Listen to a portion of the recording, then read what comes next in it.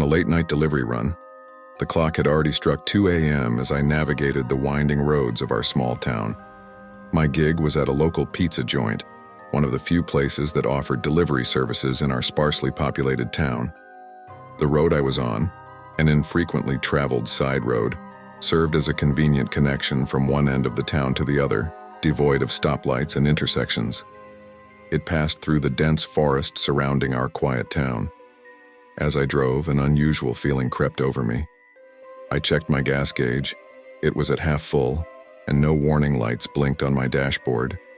I thought nothing of it and continued on. However, the further I ventured down the road, the more my car seemed to struggle. It began to shake and wobble, losing power until it finally refused to accelerate any further. I coasted to the side of the road, stopping halfway on the grass. I checked the dashboard once more, but found no signs of trouble. Frustrated, I attempted to restart the car, to no avail. Exasperated, I rubbed my eyes, and it was then that I noticed a strange figure in the fog behind me, on the road I had just traveled. The fog had intensified, making it difficult to see, but there was indeed someone there. I got back into my car and called a friend and co-worker, asking if he could do me a favor and pick me up. He agreed, though it would be a half-hour wait. I thanked him and dialed the customer to explain the situation and apologize for the delay. They were understanding, which left me with nothing to do but sit and wait. An eerie feeling began to envelop me as I waited on that isolated road.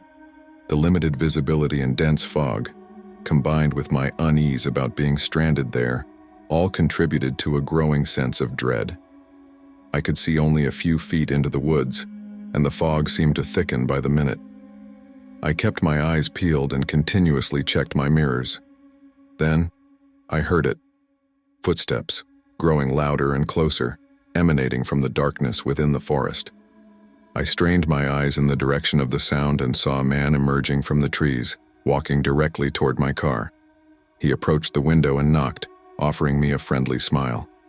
I explained that I couldn't roll the window down and felt uneasy as he circled the car, briefly fidgeting with something in his hands. At that moment, headlights pierced through the thick fog, coming from the direction I had been driving. The man noticed the approaching vehicle and retreated into the forest, disappearing into the fog. My friend approached cautiously, clearly having seen the man too, and was deliberate in his approach to my car. We decided to leave my stranded vehicle behind and called the police, who arrived and discovered that the car had been broken into and looted. The gas gauge, which I thought was halfway full, was in reality at empty. As for the man, there were no updates or leads. I don't know what he intended, but his actions that night still haunt me, and I wonder why he was on that desolated road in the middle of the night. A couple of years ago, while attending online college classes, I worked at our local Papa John's. It's not a job many aspire to have, but it was flexible with my school schedule, and that was what I needed. I worked 3 days a week, Friday through Sunday, taking on closing shifts as a delivery driver. Our Papa John's wasn't the busiest place, and I often spent my time in the back, chatting with co-workers while waiting for orders to come in. The clock had just struck 11 when a new order came through. My co-worker took the order and got it into the oven. Within minutes, I was retrieving the pizza and heading to the customer's location.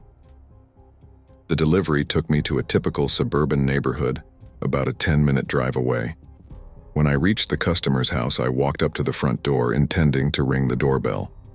However, a handwritten sign taped to the door caught my attention. It read, "Do not knock or use doorbell."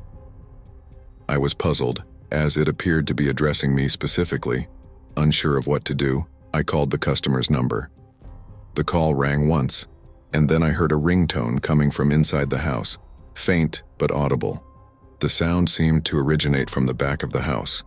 After a few rings, the call was abruptly denied. Strange as it was, there was no visible movement in the windows, and I heard nothing else. I leaned in closer to the door, trying to listen more intently, but it remained eerily quiet. Suddenly, there was a frenzied noise of footsteps thundering down the stairs inside the house.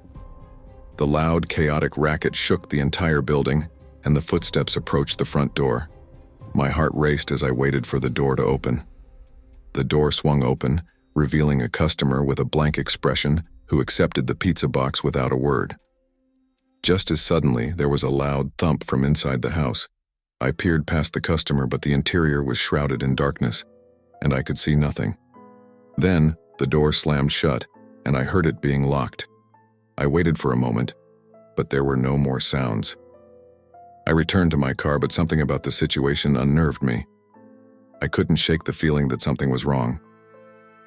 Glancing at the other houses on the street, I noticed that most of the neighborhood was dark, with only a few scattered lights.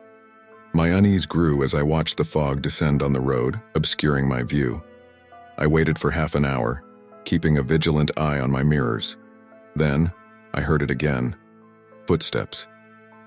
The sound grew louder as someone approached from the darkness within the forest. A man emerged from the trees, walked directly to my car, and knocked on the window. I explained that I couldn't roll it down, but the man said nothing. He tried to open the car door and then moved to the back of the car, appearing to fidget with something in his hands. At that moment, headlights pierced the fog as a car pulled up behind mine. The man watched as my friend parked and approached my car cautiously. We decided to leave my car behind and called the police. However, after a thorough search, they found nothing unusual at the house, and it was reported that only one man lived there. The incident still leaves me with unanswered questions about what transpired that night.